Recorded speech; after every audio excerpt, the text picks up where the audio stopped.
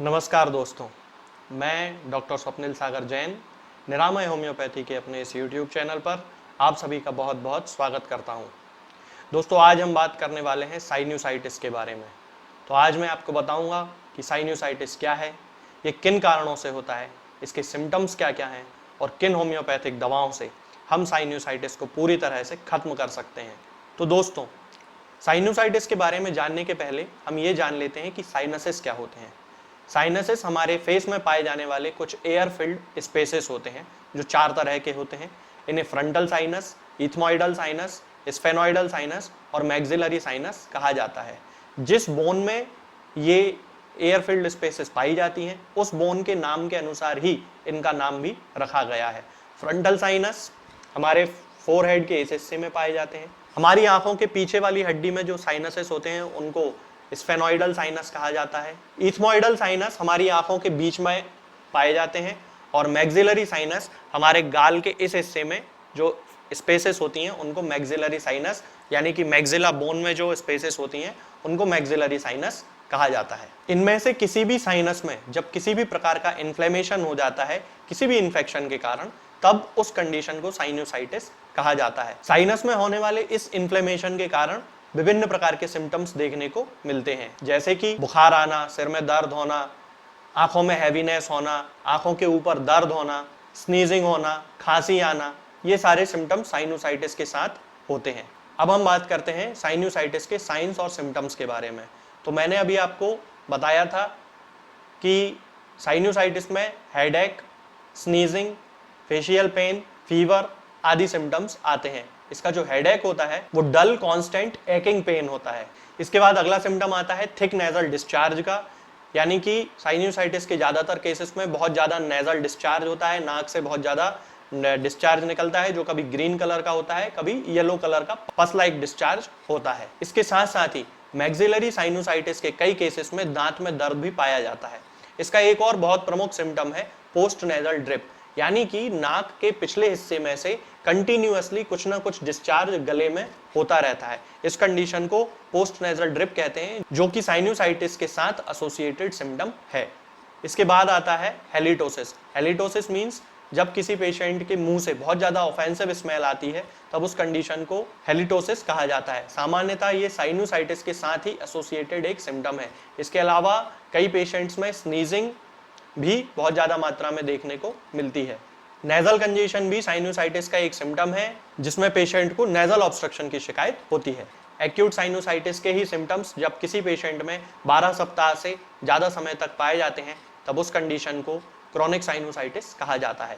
Acute sinusitis की ही तरह इसके भी बैक्टीरियल, वायरल और फंगल इन्वेजन आदि इसके कारण होते हैं। सामान्यतः क्रॉनिक साइनोसाइटिस को 2 भागों में डिवाइड किया जाता है। पहला होता है क्रॉनिक हाइपरप्लास्टिक साइनोसाइटिस। इसमें जो साइनोसाइटिस होता है वो नेजल पोलिप के साथ एसोसिएटेड होता है। और दूसरा होता है chronic sinusitis without nasal polyp, यानी कि उसमें क्रॉनिक साइनोसाइटिस के साथ नेजल पोलिप नहीं पाए जाते हैं। अब हम बात करते हैं इसकी डायग्नोसिस की। तो इसकी डायग्नोसिस का सबसे अच्छा तरीका है सीटी स्कैन। इसके अलावा कई लोग नेजल एंडोस्कोपी भी कराते हैं। तो नेजल एंडोस्कोपी से भी हम साइनोसाइटिस की डायग्नोसिस कंफर्म कर सकते हैं।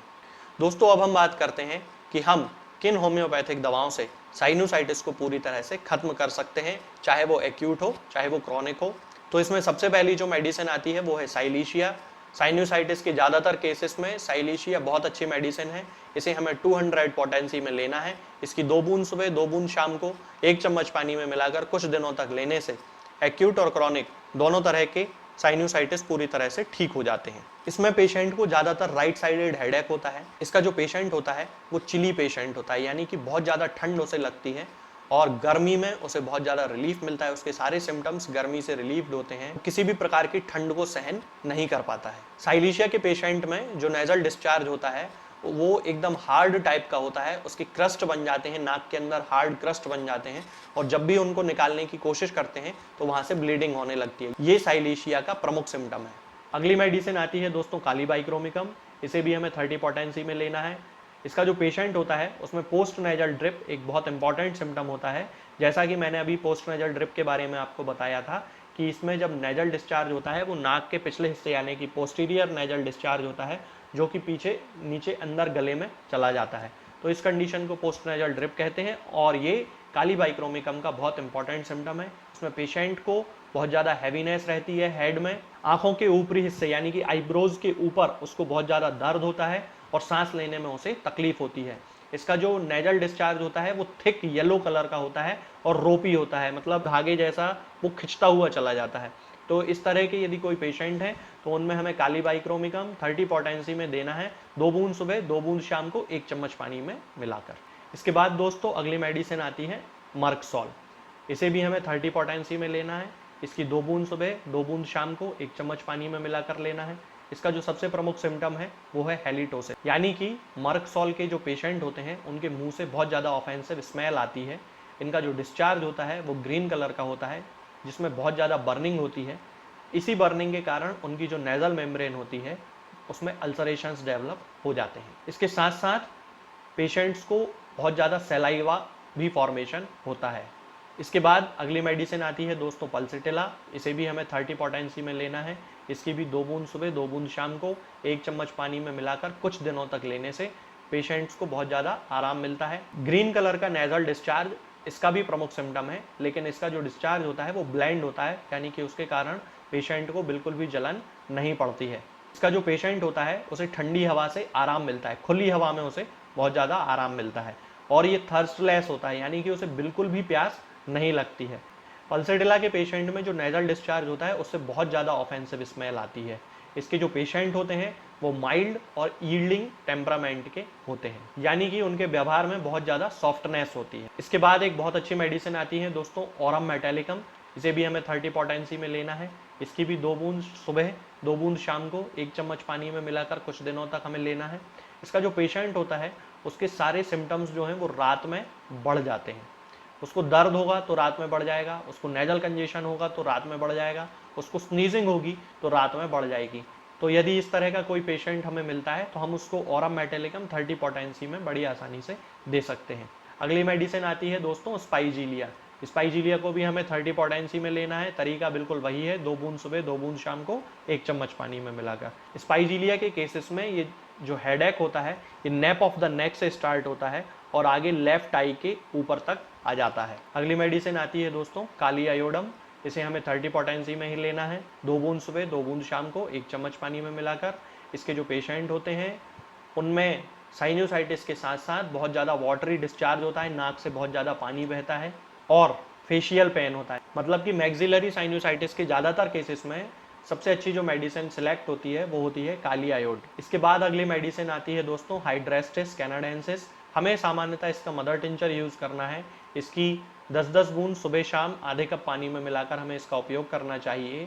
इसके जो पेशेंट होते हैं उन्हें ठंड बहुत जल्दी हो जाती है, सर्दी बहुत जल्दी हो जाती है और इसके जो पेशेंट्स होते हैं उनमें स्काल्प और नेक के मसल यानी कि गर्दन के मसल्स जो होते हैं वो बहुत ज़्यादा पेनफुल होते हैं। पोस्ट नेजल ड्रिप इसका भी एक बहुत इंपॉर्टेंट सिम्टम है, जिसमें येलो कलर का म्यूकस का डिस्चार्ज होता है जो कि बहुत ज़्यादा थिक होता है और इसके रूट ऑफ द नोज़ यानी नाक के इस हिस्से में बहुत ज़्यादा हैवीनेस पेशेंट को फील होती है। तब उस कंडीशन में हमें हाइड्रेस्टिस का मदर टिंचर उपयोग करना चाहिए। दोस्तों अब मैं आपको बताता हूँ एक ऐसे कॉम्बिनेशन के बारे में जिसका उपयोग करके हम एक्यूट और क्रॉनिक सभी तरह के साइनोसाइटिस के केसेस को पूरी तरह ठीक कर सकते हैं। सबसे पहले मैं बात करता हूँ एक्यूट केसेस के लिए। तो एक्यूट केस में आपको हाइड्रेस्टिस का मदर टिंचर लेना है। उसकी 10-10 बूंद सुबह शाम आधे कप पानी में मिलाकर उपयोग करना है और उसके साथ साथ साइलीशिया 30 पोटेंसी में 2 बूंद सुबह 2 बूंद शाम को 1 चम्मच पानी में मिलाकर और काली आयोड भी 30 पोटेंसी में 2 बूंद सुबह 2 बूंद शाम को 1 चम्मच पानी में मिलाकर उपयोग करना है। इसके कुछ दिन तक उपयोग करने से एक्यूट साइनोसाइटिस के सभी तरह के केसेस पूरी तरह से ठीक हो जाते हैं। इसी कॉम्बिनेशन का उपयोग हम क्रॉनिक साइनोसाइटिस में भी कर सकते हैं, लेकिन क्रॉनिक साइनोसाइटिस में हमें इस कॉम्बिनेशन के साथ साथ पेशेंट के कॉन्स्टिट्यूशन को सूट करने वाली उसकी बेस्ट कॉन्स्टिट्यूशनल मेडिसिन का चुनाव जरूर करना है, यानी कि वो मेडिसिन जो उसके सिम्टम्स से सबसे ज़्यादा मैच करती हो। जो भी मेडिसिन मैंने आपको बताई है, साइलीशिया, काली बाइक्रोमिकम, पल्सिटिला, हाइड्रेस्टिस, इनमें से जो भी मेडिसिन के सिम्टम्स पेशेंट में पाए जाते हैं उनकी 200 पोटेंसी के साथ इस कॉम्बिनेशन का उपयोग करने पर